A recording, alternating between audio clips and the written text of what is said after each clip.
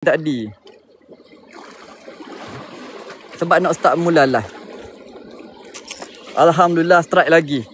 Oh, dia makan tu kena balas lalu. Mana tu pok patah tu jembar. Dia makan tu kena balas lalu cepat-cepat. Dia pakai sotong bang. Sotong tak ada. Dok beli sotong tadi. Oh, dia kecil sikit. Patut kurang fight ni. Mulut dia kecil tau. Kena pakai Apollo saiz 6 baru okey. Tapi nak sedap pakai saiz 8 kalau nak target ikan besar sikit. Oh, dalam juga dia makan tau. Nak cabut gana ni.